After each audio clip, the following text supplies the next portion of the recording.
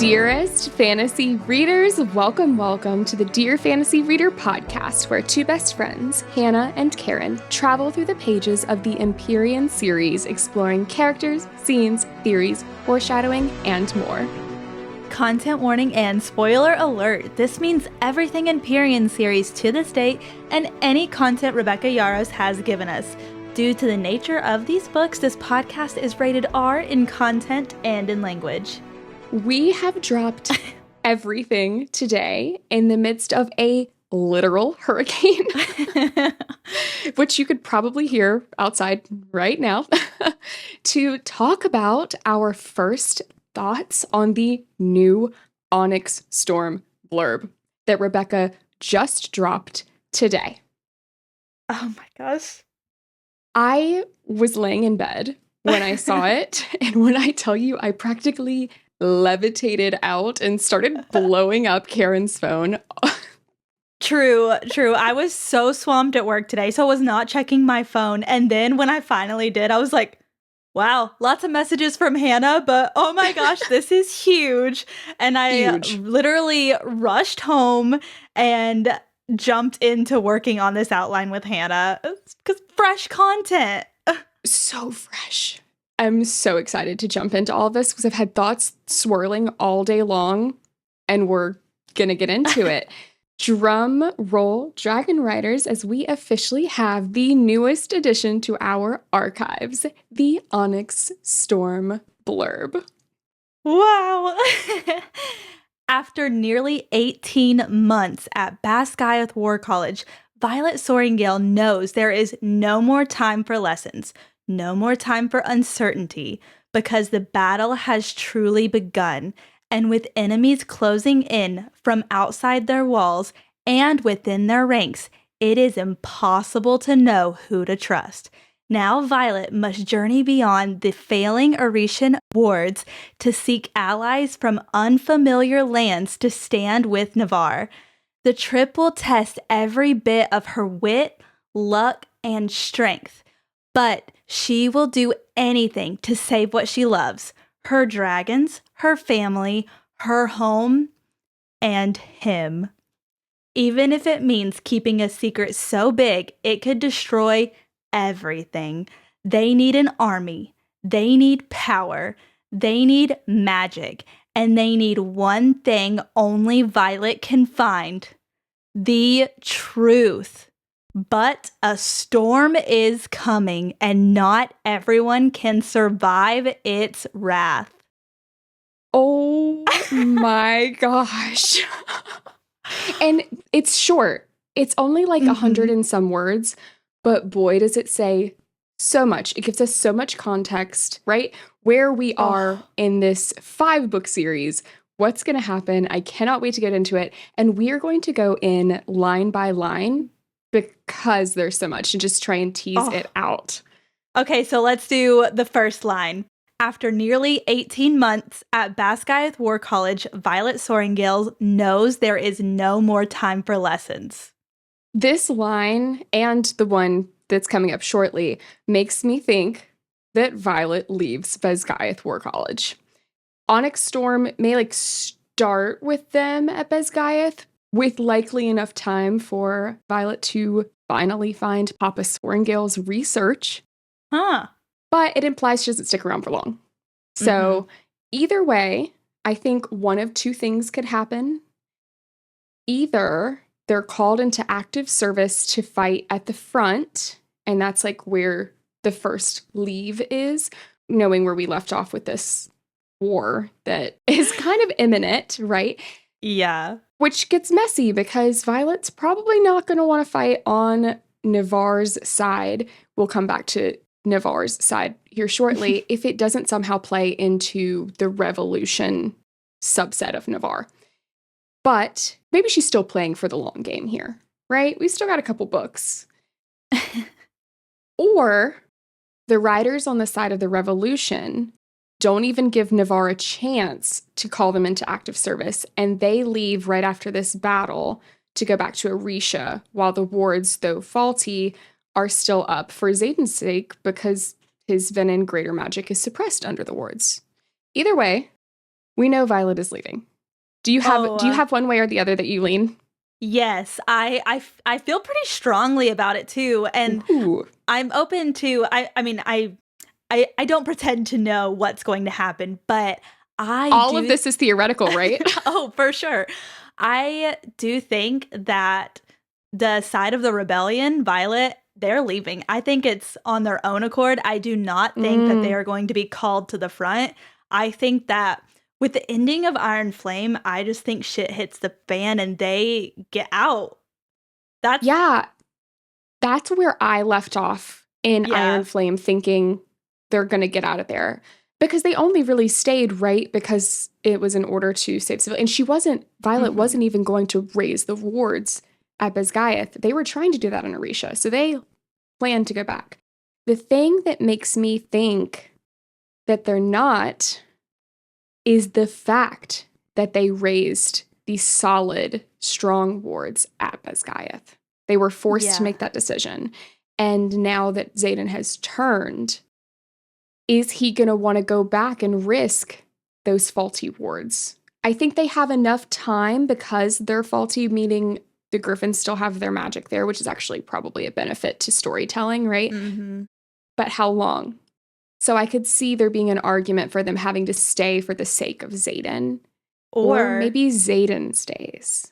Or to leave because people are too scared of what happened and they are forced out. Anyone that's been in is forced out. What if they have to leave? So tell me what you mean by that. So now people know Venin are real. Even though the magic doesn't work in the wards, there's still so much fear associated with them, especially with the marked ones. And now a marked one is Venin. What if he is driven out and just to save those in the wards? I don't know. I feel like it could be some messy situation where stuff gets thrown on him, like fault-wise. I don't think he tells anyone else. I don't think he and Violet are going to say anything. Nobody else saw? Right. It will depend on who saw his eyes. And we also don't have a ton of context for how long someone's eyes stay red after they turn or after they channel. Because we know it gets more red the more that they channel or take that magic from the earth as a venin. So it will depend on what Rebecca does with how long. And I guess who noticed. For now, I'm going to lean to that's probably the big secret that we're going to talk about here coming up that she's got to keep, and that likely our core Violet, Xaden, their dragons are the ones that know. On to your point about Navarre's leadership possibly kicking Venin out, I actually think we've gotten a lot of hints that Navarre's leadership is either a part of Venin, led by someone who's Venin.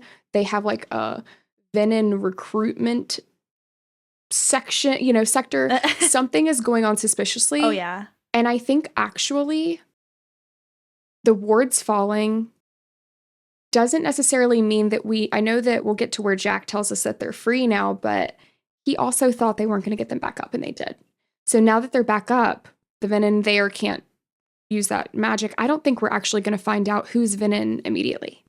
Right. I think that they're still going to be within the ranks and basically. I could see also, even though leadership, I do think there's lots involved. Yeah. I think that they might try to use the marked one, specifically Xaden, as some kind of scapegoat with that too. That's really interesting. I hope that's not the case. But I think that they have the option to get out of there pretty quickly. So all of that to say, they're leaving for some given reason, which that might be one of them. On to that, the next line, because no more time for uncertainty. And we saw Violet really grappling with uncertainty. She had some progress there in Iron Flame, but now she's just at a point where she's kind of forced to make a decision. And if you think about her uncertainty with Xaden after the major reveal of his second signet, but also overarchingly, the lack of knowledge and info about Navarre that she has, not even lack, but just backwards information that she thinks that she knew for so long, even Orisha with the rebellion's secretive assembly. Like, can she trust them and their motives? There's no time here for her to waver with Xaden or spend time questioning anything else. She has to decide where she stands now with the info that she currently has, which is actually not a ton. Did I cut out again? No, but your lights flicker. That's actually, so fitting for this episode. And no more time for uncertainty. Your lights agree. Right? I'm just trying to get this episode out to you guys. So all of that could be a nod to the truth that Violet needs, which we will get to in just a bit. Next line. Because the battle has truly begun, and with enemies closing in from outside their walls and within their ranks, it's impossible to know who to trust. Yeah. This one got me. It's pretty immediate, right? Like, we've already been told this. This line re-emphasizes what Jack has already told us at the end of Iron Flame chapter 60, when he says, quote, "We might not be at full strength, capable of wielding greater magic under your protections, but make no mistake, we are already among you, and now we're free." Same messaging there. They're within the ranks. Now, that was under the pretense that Jack thought that the wards were done for. Of course, they got him back up. But we have a more recent reference to this. Just 9 days ago from when we filmed this episode, Rebecca dropped Xaden's point of view of Fourth Wing chapter 27, where the wards are taken down in Montserrat. Xaden thinks, quote, "which means we have enemies within the keep already." And I said it in our bonus episode deep dive of that chapter. I think that he is referring to Venin here. Now, the fact that, we know who the true enemies are, right? We might have some, griffins that are not on our side and stuff like that, but the ones that really matter are the Venin. And Rebecca would have known when she wrote that bonus chapter what she was going to drop with this blurb only 9 days later for Onyx Storm. So I really do feel like that was just another way for her to say, yes, Jack told you this at the end, but this has been the case way back in Fourth Wing. Unfortunately, this tells us that there are characters we know, some we may love, that are already Venin and will betray Violet / the Rebellion / Navarre. It will not be pretty. Like Jack says, their greater magic as Venin was suppressed under the wards, so now is when they would likely reveal themselves, or as we said, unless they choose to stay hidden as spies. Oof. And it makes me wonder if there is room for any of them to be Venin and on the Revolution's side. You typically become Venin when you're power hungry, right? And then it's a downhill battle against this urge for more power from there, unless, of course, you turn for love, which seems to be rare, but maybe if Naolan actually turns out to be Venin, it's not so rare after all. But if we think of any of our core characters that we're really worried about, right? That's who we really wouldn't want to be Venin. Yeah. We don't really have much to go off of with them being power hungry. So I really think if it does end up being one of them, it's going to blindside us. Nothing tells me if we think of any of the people that we really love, like Riddick, maybe. And he just is really good at acting and being humorous, but why? No. What's the reason there? Maybe it's only higher ranking people. Nobody else would break our know. hearts like that. But then again, Brennan is so suspicious. So maybe that's our close character that turns out to backstab us for this. Yeah. I don't know. But yeah. That leads perfectly into the point I wanted to make about the last part of this line. It is impossible to know who to trust. And this actually reminds me of the epigraph in chapter 28 from the Book of Brennan, which begins with talking about the war games, but then goes on to say, to know how to strike, you have to understand where your enemies, your friends, are most vulnerable. No one stays friends forever, Mira. Eventually, those closest to us become our enemies in some way, even if it's through well-intentioned love or apathy, or if we live long enough to become their villains. Oh, again, this points out that anyone could become an enemy, and no one is safe, according to Brennan. Even those that are closest can become enemies in some way. So basically, Oh. Rebecca is telling us to watch our backs and taking all of our favorite characters out in one way or another. I'm just going to say it right now. Ree would hurt me the most. I really hope Rebecca leaves her alone. But it would be just like Rebecca to know that she's made us love Ree the most and then to take her out. Right. Ree would hurt me really bad. Sawyer would hurt me, or Jasenia. Oh, well, we know Jasenia doesn't. Yeah, but I'm just saying the people that would hurt me the most, too. Imogen's really grown on me. I think she's likely not to make it to book 5, but I really, really have grown to love her.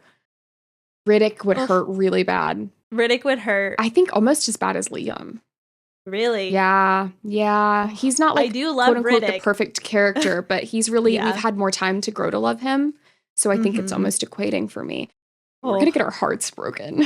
Oh my gosh. There's no way we don't. Like, we've already kind of had pieces of our heart broken in just the 2 books. I can't imagine book 5. That's when things are really going to destroy us or put us back together, but I am really leaning towards it destroying us. No, I think she's full set on heartbreak. Anyways, to the next line. Now Violet must journey beyond the failing Aretian wards to seek allies from unfamiliar lands to stand with Navarre. Okay, this is the first line I squealed at. We just did our history lesson a couple episodes back about very rarely mentioned Isle Kingdoms. I'm so excited to talk about this. Okay, so the key word's unfamiliar lands, right? We know that Violet hasn't been many places, but the phrasing unfamiliar is doing a lot of work here, I think. The lands that are unfamiliar to Violet are the Isle Kingdoms because Navarre leaves them off of their map. So Violet was not taught that geography. We only got to see them in Ironflame when Violet was in history class in Aretia. This map shows that the Isles are 5 large and 13 smaller islands that surround the continent in every direction. They could be on our 4th Wing map, they're just not labeled, right? We also find out in Ironflame that the unabridged history of the first 6 tome paints General Daramore as the enemy. So he led the battle in the Barrens for the side of like what would become Navarre and decimated the Barrens. It paints him as the enemy in this book, but the Isle Kingdoms as the allies. So like the good guys, essentially. Which means that before unification of Navarre, they were allies, or allies to who is the question, right? Yeah. But importantly, the Isle Kingdoms cut off their border for all Navarrians at the time of Navarre's unification, meaning Navarrians are not allowed to travel there and haven't been able to for over 600 years. This shows us that, for one, they were really offended by something that Navarre did with unification. We can infer that it was not sharing the info for everyone else to create and raise wards, or just being upset that they're leaving innocent people out.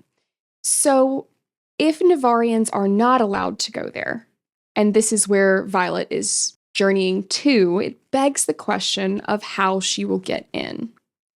And again, since we can infer that they did not approve of Navarre warding themselves and leaving everyone else out, maybe they are willing to hear Violet out, knowing that she and the Revolution share that disapproval. We've mentioned Violet being part of a prophecy. What if there's others that know about this prophecy that Andarna knows of? And it's the silver hair that's going to give her away, that they will know that she is the person that they can trust. I have that same theory, but a different perspective, different spin on it that we're going to get to. But I really love that idea that Violet's hair will actually act as symbolic to other. Okay, we're going to come back to that when we talk about the theory coming up, because I want to tease that out. Okay. So the only other mention of the Isle Kingdoms through both books is when Violet finds a collection of tomes on them in the King's Archives vault. So clearly Navarre is hiding a lot to do with the Isle Kingdoms that we will likely find out when Violet visits. But a bunch of other questions come to mind as well. I want to know if Xaden's mother is there. I kind of forgot his mom was alive. Yeah. She's just not mentioned that much. I just kind of like lump her in with the other parents that are dead. Whoa. Yeah, well, she left when Xaden was 10. Yeah. But I'm wondering if she is there, how? Was she originally from the Isle Kingdoms? And the allegiance that was made with Fen Ryerson was some sort of agreement that he would help Tyrrendor rebel eventually as an ally with the Isle Kingdoms against Navarre. And therefore his mom went back to her home country. And that's how Xaden and Violet get to go in, even though they are Navarrian. If they had that kind of deal, maybe she's got like some position of power, and if Violet goes there to figure out how to save Xaden, maybe she meets his mom and they don't really know who each other are at first, and they're like talking or something, and then she's like, well, what are you doing here? Like, blah, blah, blah. And then she's like, I need to save Xaden Ryerson. And then maybe that's how they're able to help, because she realizes it's her son.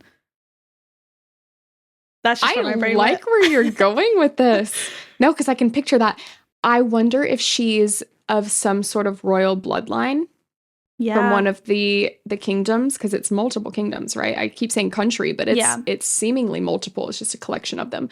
Because Fen Ryerson was essentially the heir to the Tyrrendor throne when it was a throne, which we are still learning more about. And so I wonder if it was made in some sort of allegiance between countries. That's typically done with the bloodline, right? So I guess I should say that's like actually very likely.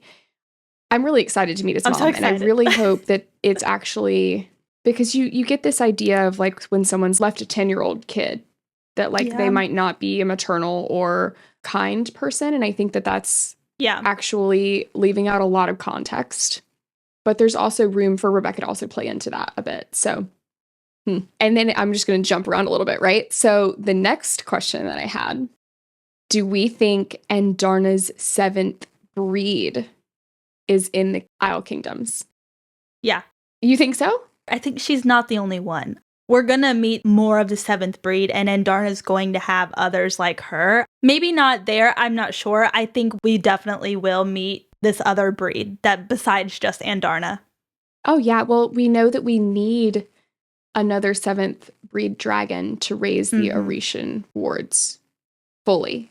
That was clearly put in there for a reason. I know that it was to force Xaden to raise the Basgiath Navarrian wards. So, but I think it plays in larger than that. And I think you're right. I think we will actually get to meet them. I do think that the 7th breed might be there, but there's more. Okay, so I'm wondering, this prophecy thing that you mentioned earlier, and that I think we've just like, it's the hill I'm willing to die on. There is some prophecy. It's just a matter of what is actually a part of it, right?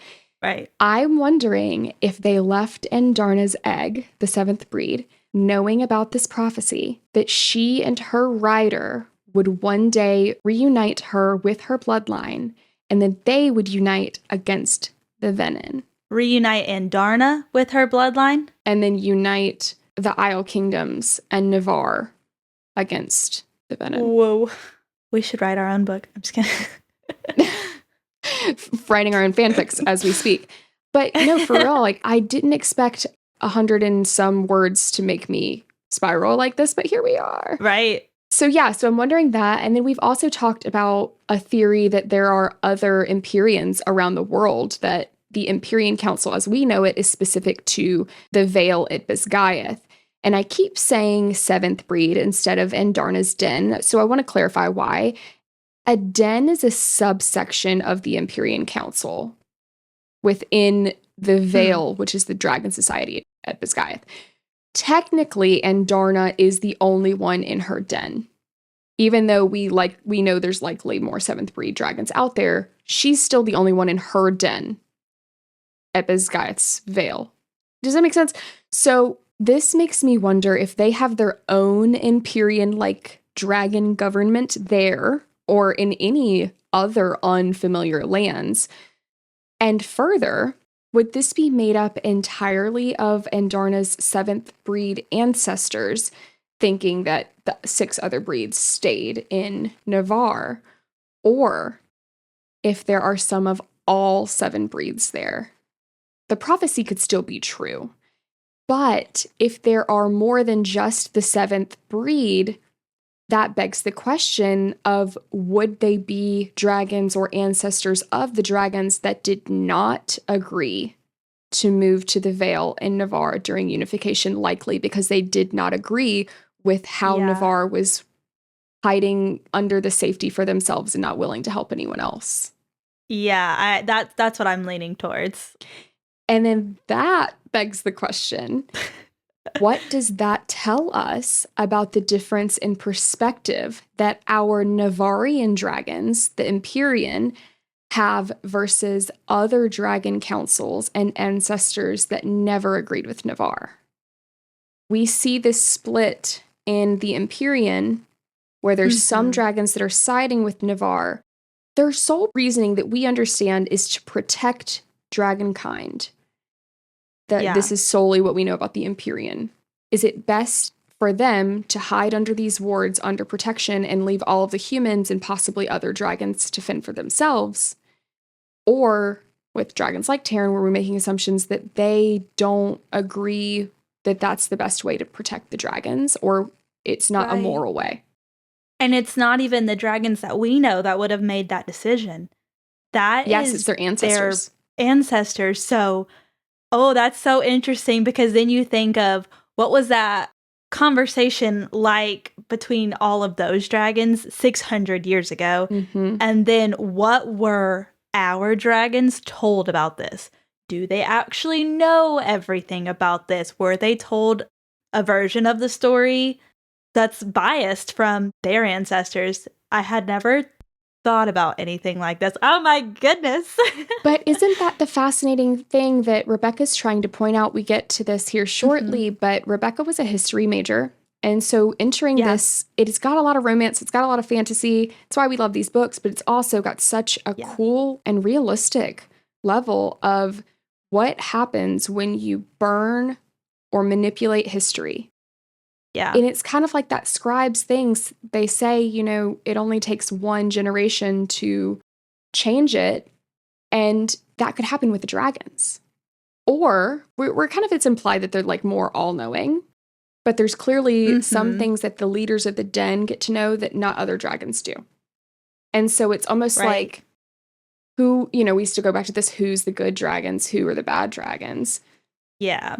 This is a rabbit hole that I am going to be simmering on probably through these books, because Rebecca's told us that we only really find out more about the dragon side the more that Violet can get it out of Tarn and Andarna, who is a little more loose with the information.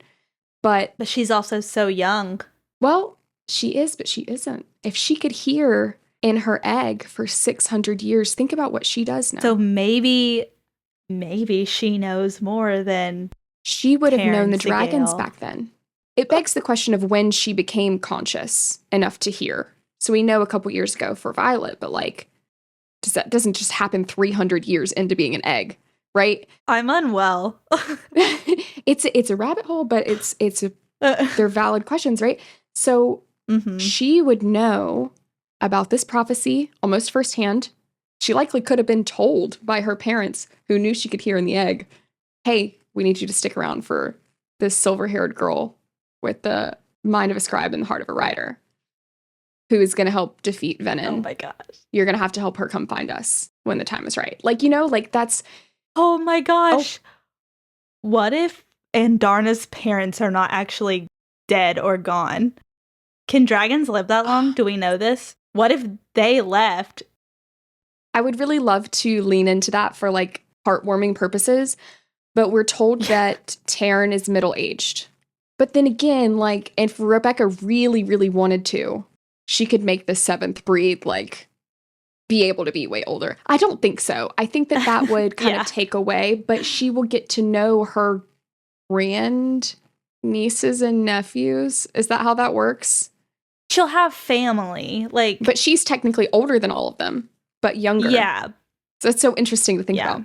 And okay, so there's only one more question that I had planned. Okay. Some of these were not. And that would be, if it's the case that the Isle Kingdoms has their own dragon society, government, council, whatever you want to call it, or multiple. Who knows how big they are? It sounds like they're spread out, so they could have multiple. Do our dragons know those dragons? I think no, because I don't think that most of the dragons, especially if they're not allowed to go to the Isle Kingdoms. That's what the Isle Kingdom humans decided. So maybe their dragons can. Who knows, right? I think it could be cool. Ooh. I think it could also be not cool. It could be not good. Could also be a power struggle. But then that makes me wonder if the Empyrean Council is actually the highest branch of government. I'm fascinated by the politics of the dragons, and so I hope we get to see a lot more of that. The next one is, the trip will test every bit of her wit, luck, and strength, but she will do anything to save what she loves: her dragons, her family, her home, and him. So clearly Rebecca would know who we would think of as him, but I feel like it's vague. I don't know. It's interestingly vague. And I know that we've talked a bit previously about Rebecca saying that Violet has one goal throughout Onyx Storm, and I do think that at the micro level, short term, her goal is saving Xaden. But as this line implies, that's just one part of the puzzle piece that is winning this revolution. Finding a cure for Xaden could lead to what I think makes more sense as some sort of antidote, keeping more venom from populating. Remember, there are not enough ward stones to protect the whole world.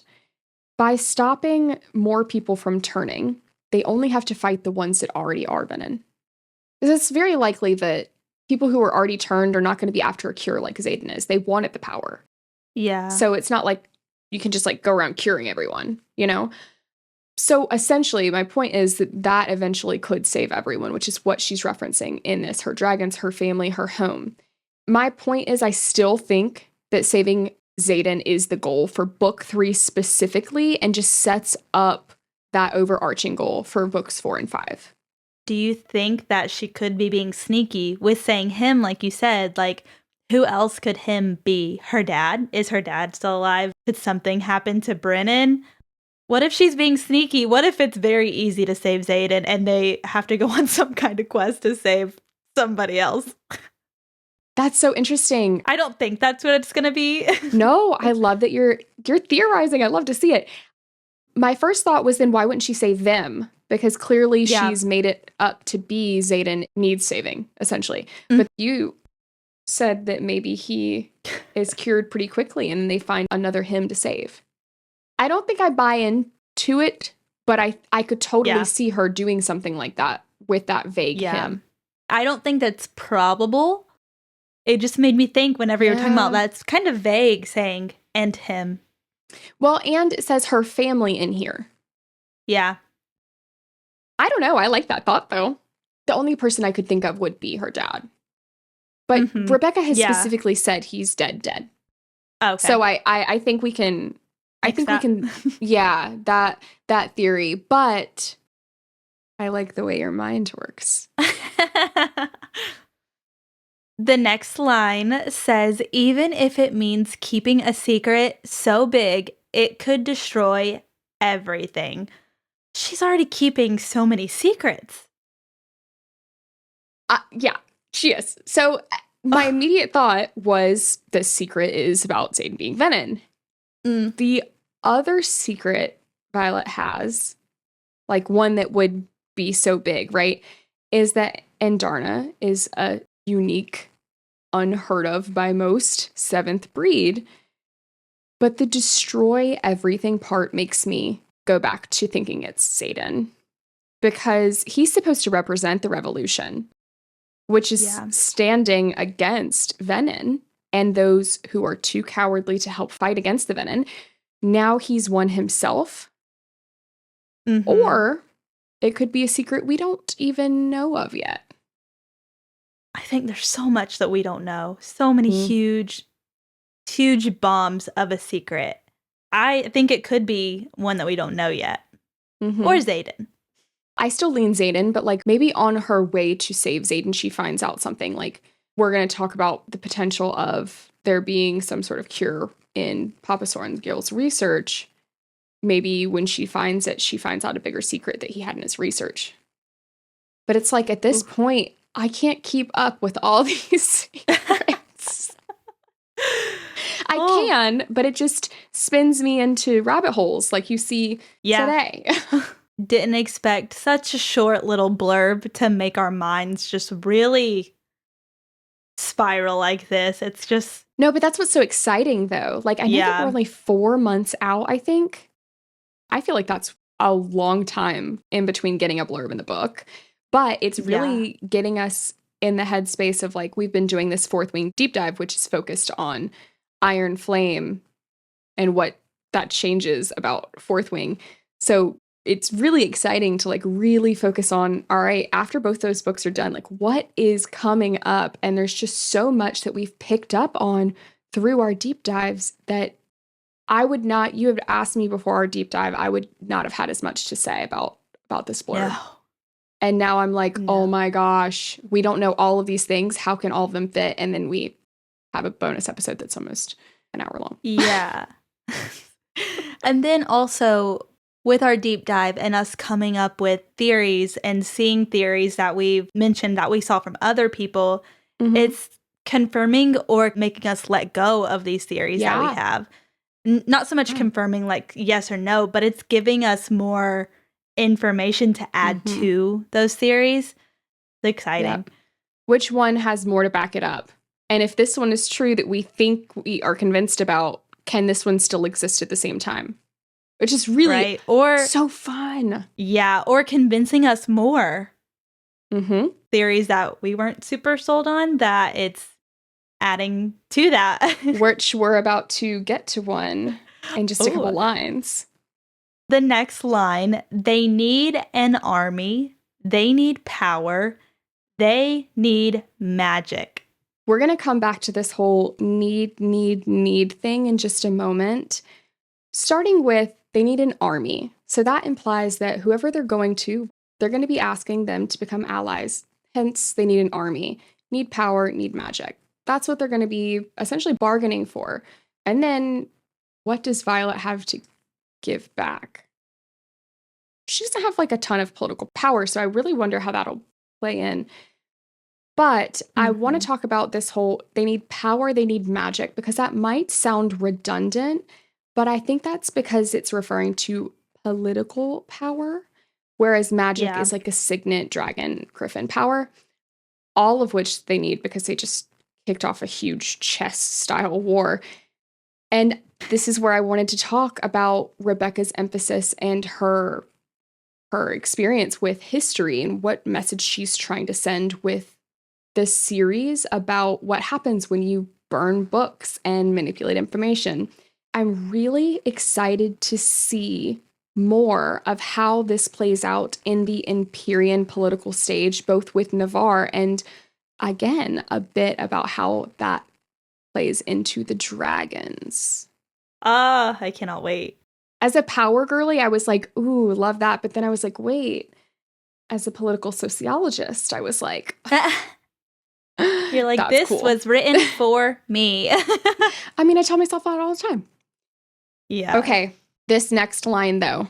This one. It's the one I wasn't convinced. We talk about this on an unreleased episode we just filmed the other day.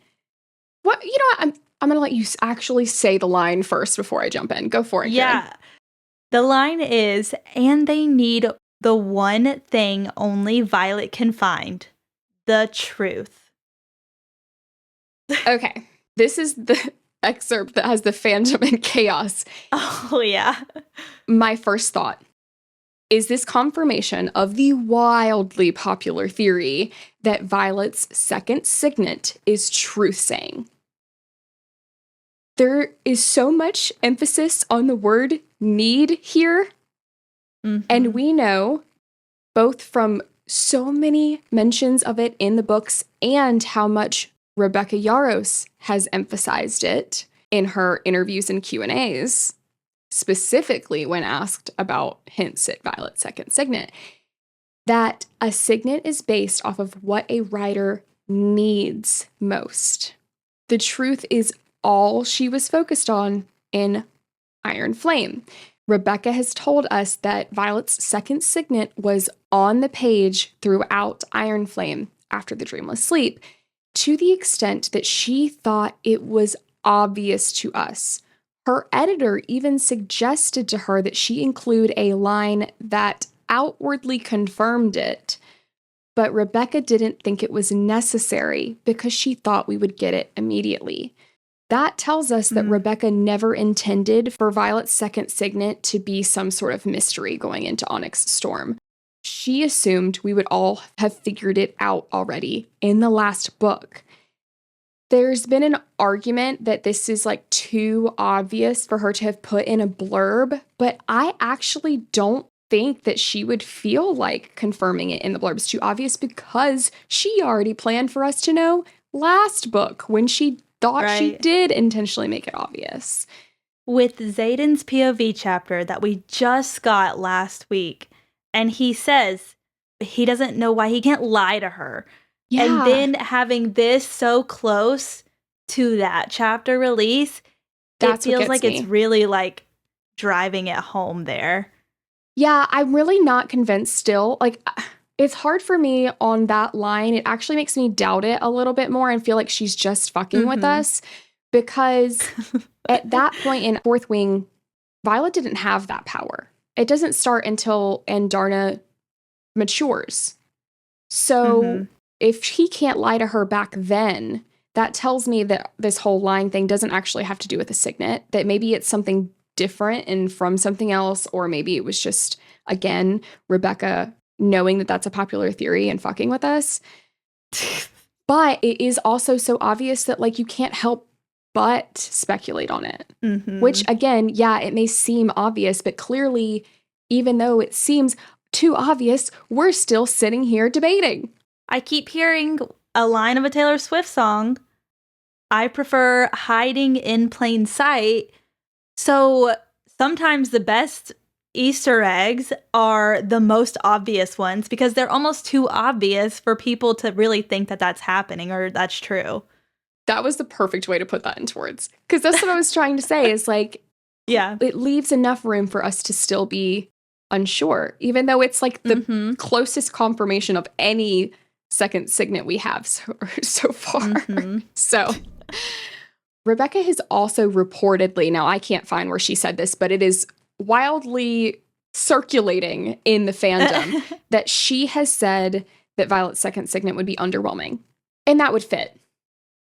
Further, she said in a Sydney panel, which we'll drop a link to that in the show notes, that she doesn't like overpowered characters.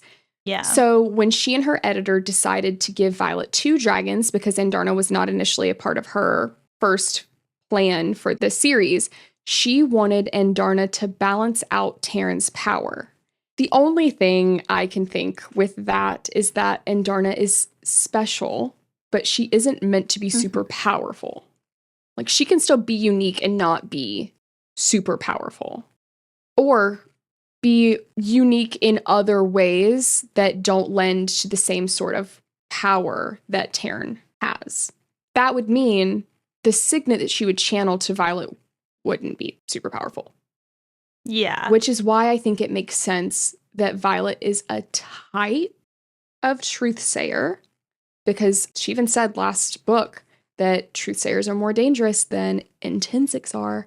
Another one of those things to back it up, where she can't immediately detect when someone's lying outright, but that she can tell, like, maybe when she's only getting half-truths or something. I don't know. I think it's not the same as the character that was in the interrogation chamber, who could just, like, immediately get, like, confirmation in their mind, yes or no, this is a lie, this is not. Right. It's something more subdued for now and could evolve to something later, but I think that she could be a more limited truth-sayer for now.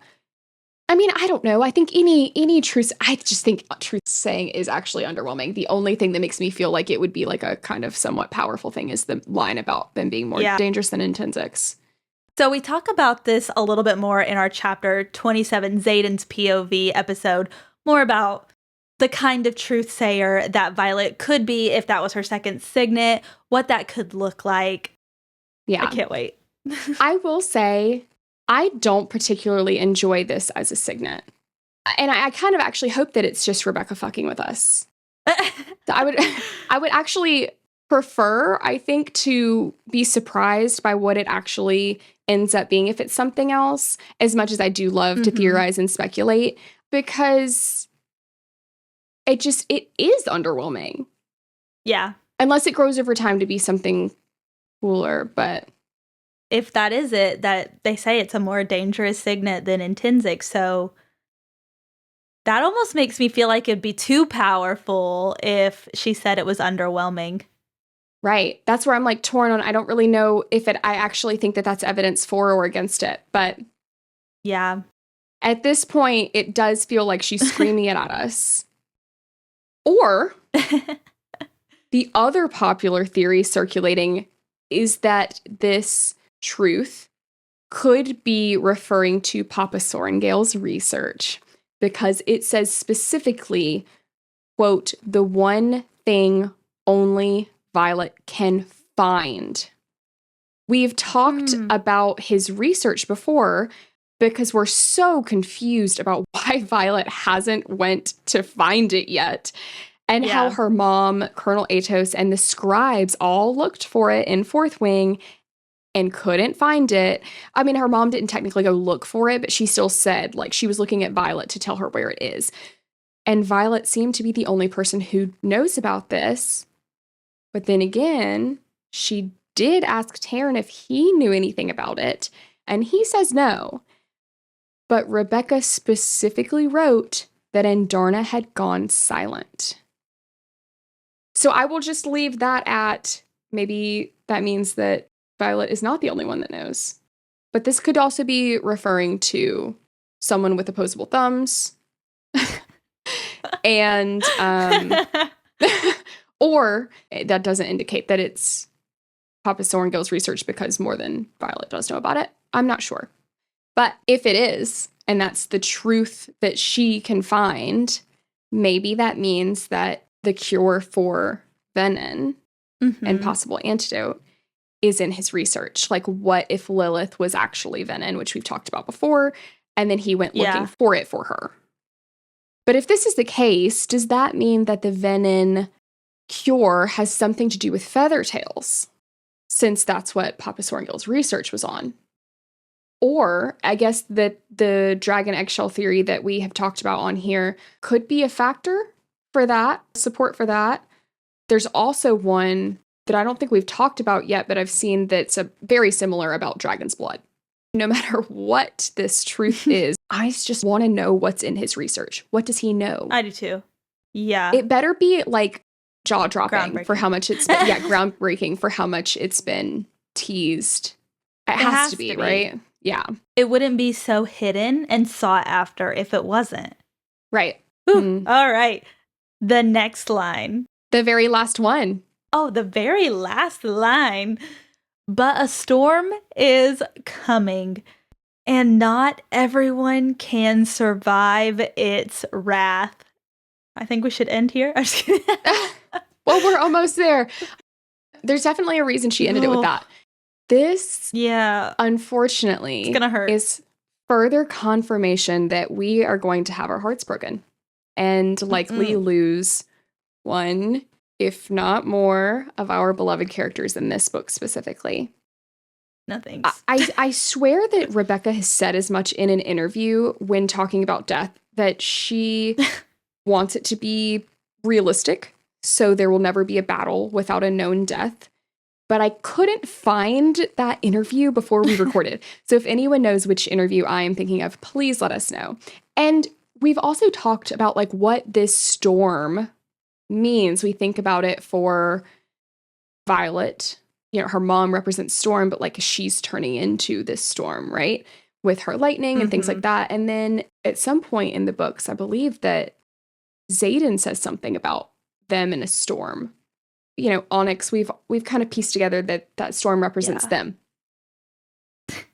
With that, the last thing that I wanted to add about that part specifically is that we are huge Swifties. And if you didn't know already, Rebecca is too. And she used a song called Miss Americana and the Heartbreak Prince by Taylor Swift as inspiration for both Fourth Wing and Iron Flame.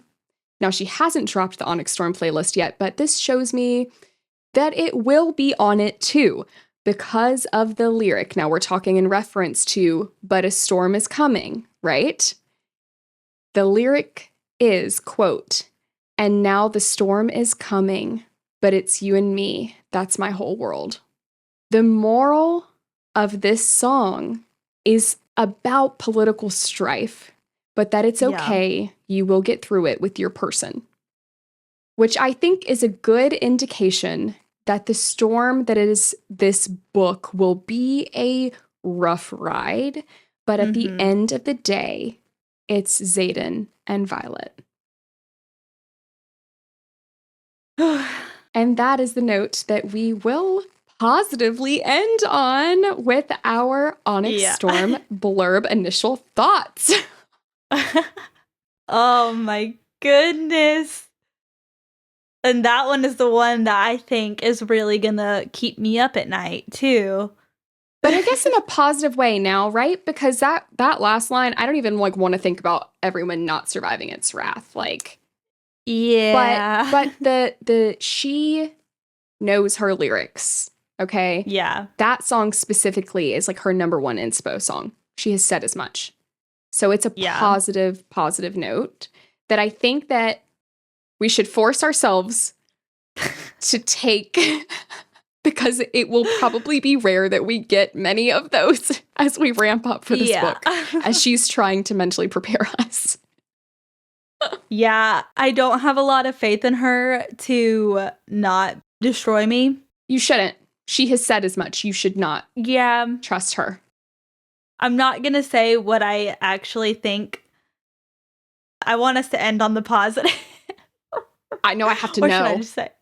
I'm worried that it's going to end with everybody dead. I am not. Because I can't go there. No. But Rebecca's also said she is a romance writer. Yeah. And she loves happily ever afters. Do with that what you will. Karen, you will not drag us down into this negativity. I refuse. Not negative. I'm trying to be, as somebody who's read several not happily ever after books, that's just what I'm worried. Handle it. We come from our experience. I can't handle it. No. I know. I even tried to end us all off on a good note, and then you told me to say what I was thinking. See where that gets me. Well, I'm sorry to everybody for that. This wraps up our Onyx Storm blurb initial thoughts bonus episode. Thank you for joining in on our fangirling, and don't forget to join us for our next episode where we will continue our deep dive on Fourth Wing through the lens of Iron Flame. Yes, we are more than halfway through it at this point, covering all things theories, Easter eggs, foreshadowing, and Signets, keeping up to date on everything Empyrean as we go. You can check us out on YouTube and all major podcast platforms. There are hours worth to binge.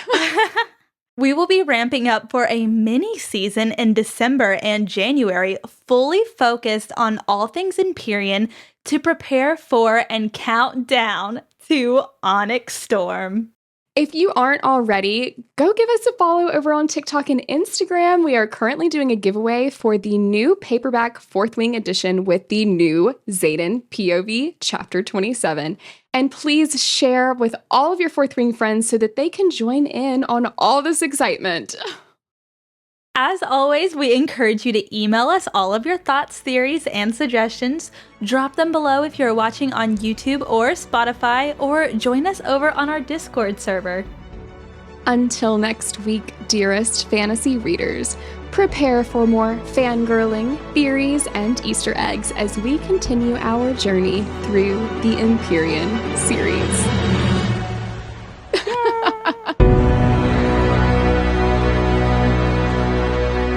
I promise to be more positive next time.